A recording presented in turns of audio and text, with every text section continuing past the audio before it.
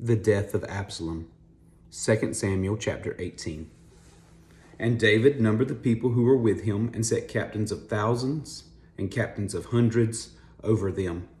Then David sent out 1/3 of the people under the hand of Joab, 1/3 under the hand of Abishai, the son of Zeruiah, Joab's brother, and 1/3 under the hand of Ittai the Gittite. And the king said to the people, I also will surely go out with you myself. But the people answered, You shall not go out, for if we flee away, they will not care about us, nor if half of us die will they care about us. But you are worth 10,000 of us now, for you are now more help to us in the city. Then the king said to them, Whatever seems best to you, I will do. So the king stood beside the gate, and all the people went out by hundreds and by thousands. Now the king had commanded Joab and Abishai and Ittai, saying, Deal gently for my sake with the young man Absalom. And all the people heard when the king gave all the captains orders concerning Absalom. So the people went out into the field of battle against Israel, and the battle was in the woods of Ephraim. The people of Israel were overthrown there before the servants of David, and a great slaughter of 20,000 took place there that day. For the battle there was scattered over the face of the whole countryside, and the woods devoured more people that day than the sword devoured. Then Absalom met the servants of David. Absalom rode on a mule. The mule went under a thick bough of a great terebinth tree, and his head caught in the terebinth. So he was left hanging between heaven and earth, and the mule which was under him went on.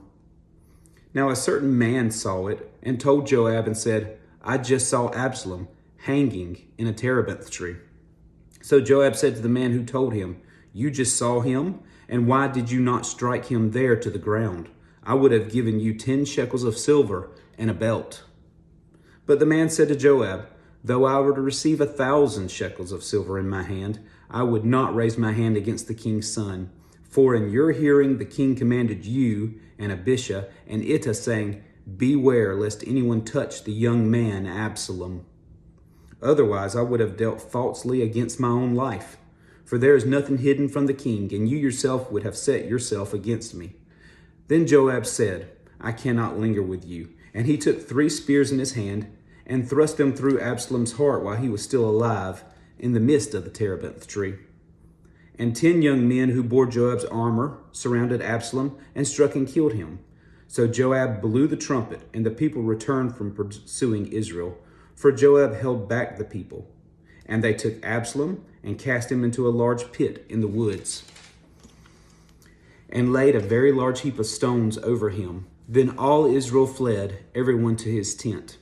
Now Absalom in his lifetime had taken and set up a pillar for himself, which is in the king's valley.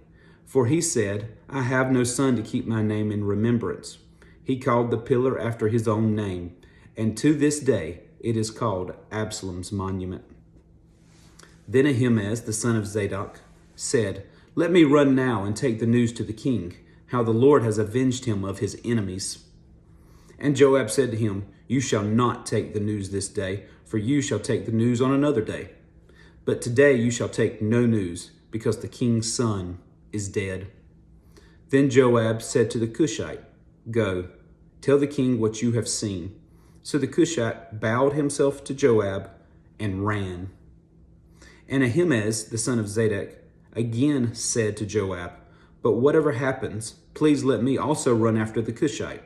So Joab said, Why will you run, my son, since you have no news ready? But whatever happens, he said, Let me run. So he said to him, Run. Then Ahimaaz ran by way of the plain and outran the Cushite. Now David was sitting between the 2 gates, and the watchman went up to the roof over the gate, to the wall, lifted his eyes and looked, and there was a man running alone. Then the watchman cried out and told the king, and the king said, If he's alone, there is news in his mouth. And he came rapidly and drew near.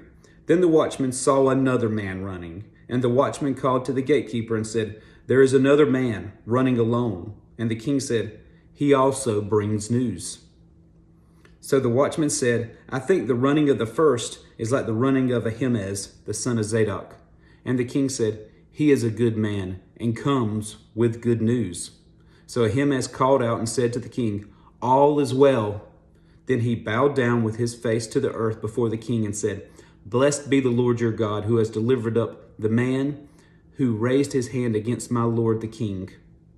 The king said, Is the young man Absalom safe? Ahimaaz answered, When Joab sent the king's servant and me your servant, I saw a great turmoil, but I did not know what it was about. And the king said, Turn aside and stand here. So he turned aside and stood still. Just then the Cushite came, and the Cushite said, There is good news, my lord the king, for the Lord has avenged you this day of all those who rose against you. And the king said to the Cushite, Is the young man Absalom safe? So the Cushite answered, May the enemies of my lord the king and all who rise against you to do harm be like that young man. Then the king was deeply moved and went up to the chamber over the gate and wept. And as he went, he said thus, O my son Absalom, my son Absalom, if only I had died in your place. O Absalom, my son, my son.